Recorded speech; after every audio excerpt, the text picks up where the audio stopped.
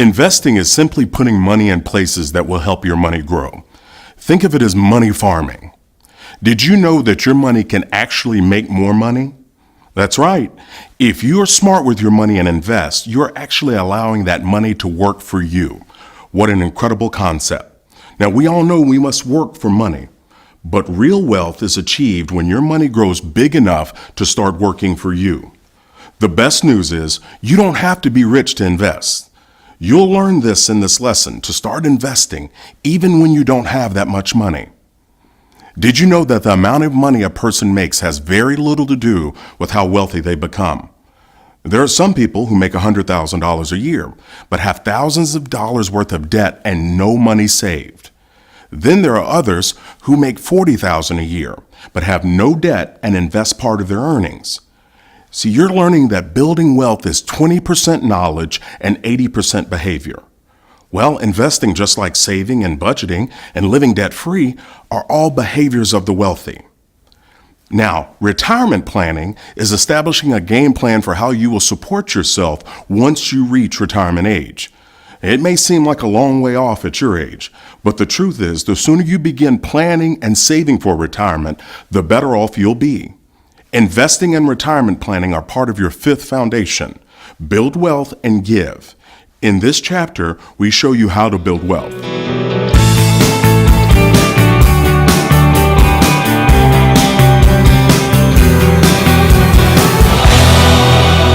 Investing, man, that puts me to sleep. It's boring. I don't understand it. It goes over my head. I'm going to nod off now. No, you're not. Because I tell you what, I told you earlier, and I've told you 1,000 times, if you live like no one else, later you get to live like no one else. There's no point in getting out of debt if you're not going to use the fact that you freed up all that income to go build wealth with. This is the other part. This is the build wealth part.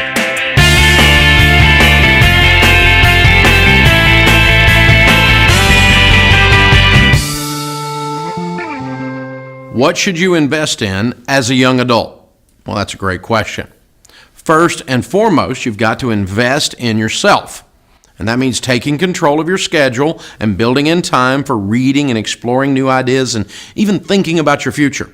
It means spending time doing the things we're talking about in this class, things like budgeting and finding scholarships if you're heading off to college. It also means spending time working so you can learn the value of money and have the cash on hand to have some fun, buy a car, invest in the future. Investing in yourself is always the best investment you can make. Beyond that, follow the 5 foundations that we've talked about in this class.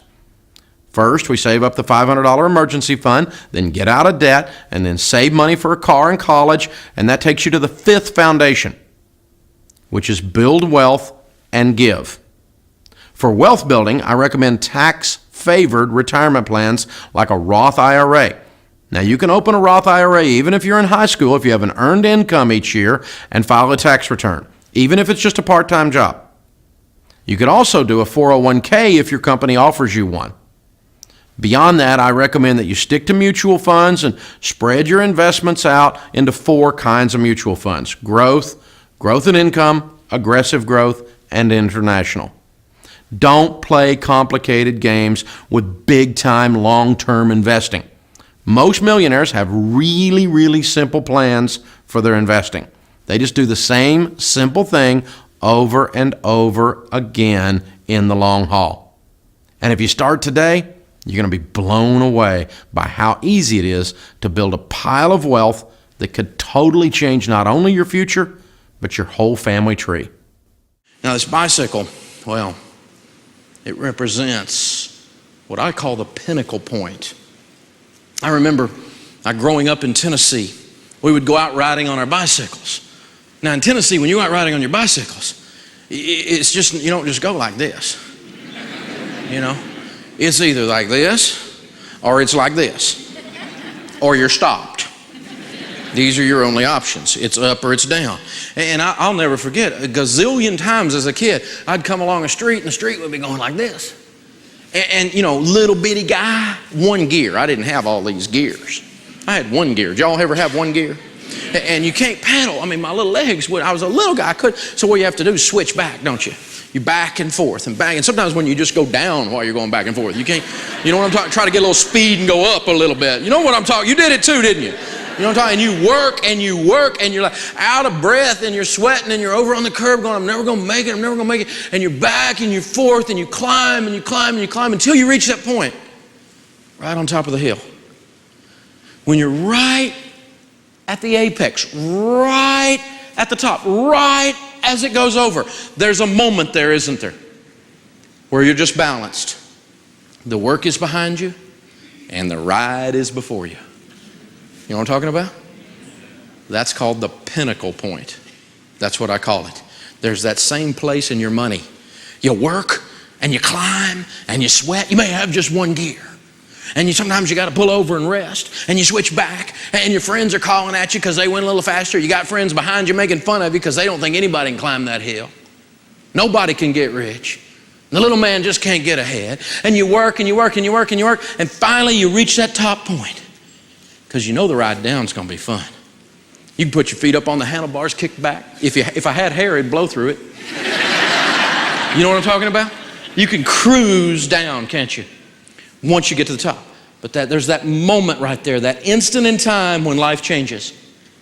When the work is done and you go, whew. Financially, that pinnacle point is when you have enough of a nest egg that your nest egg makes more money for you this year than you made for you this year. That's a cool place to get to. That's the pinnacle point.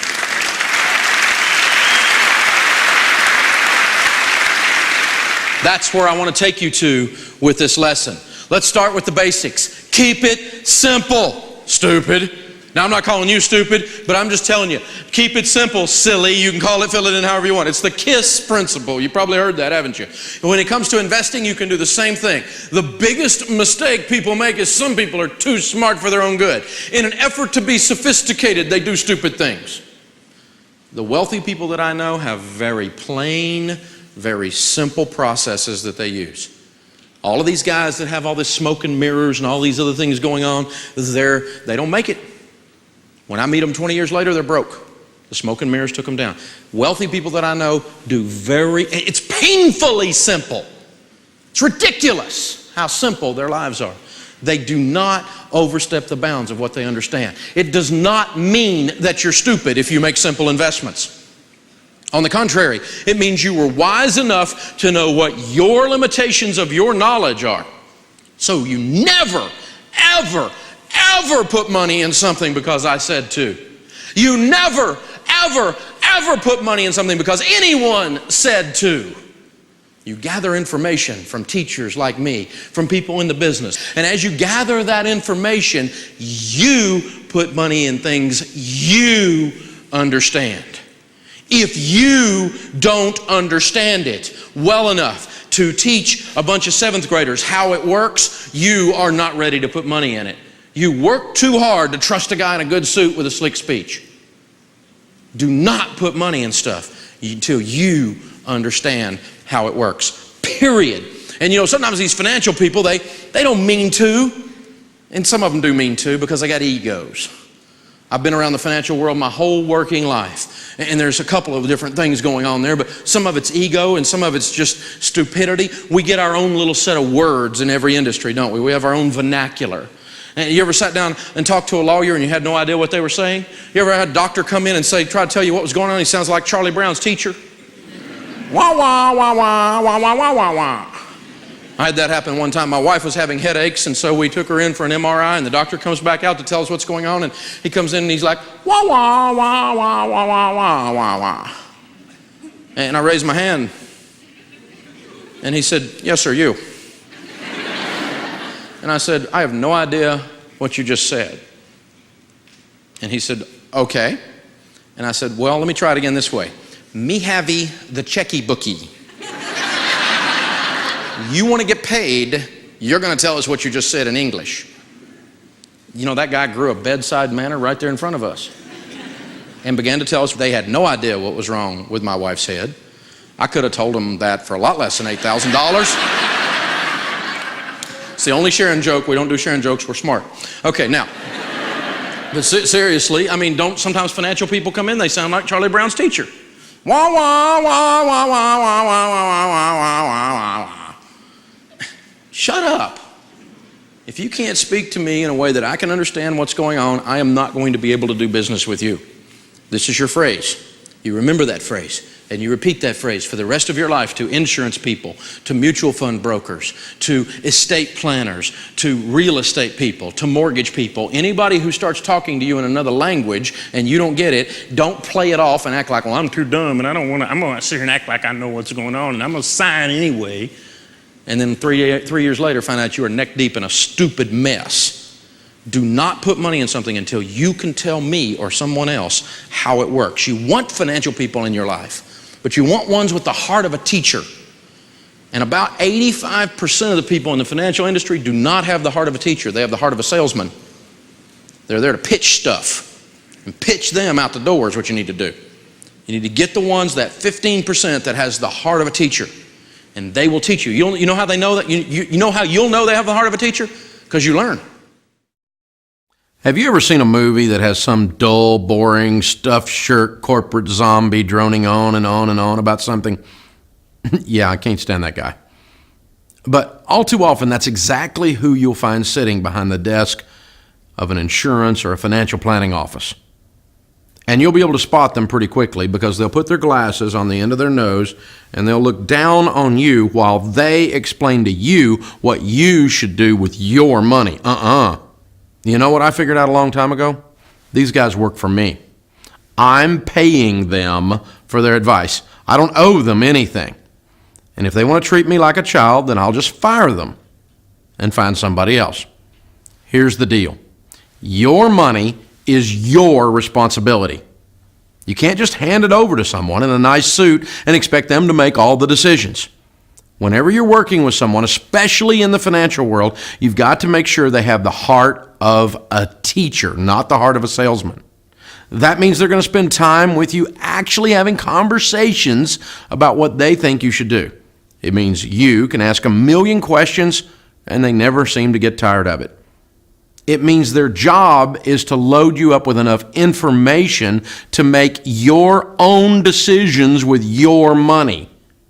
And if you don't understand how something works, then you shouldn't buy it. Well, that's true with computers or investments or anything else. Always, always, always work with a pro who has the heart of a teacher. And if you're working with someone who talks down to you and gets impatient with your questions, then you just need to say 2 magic words.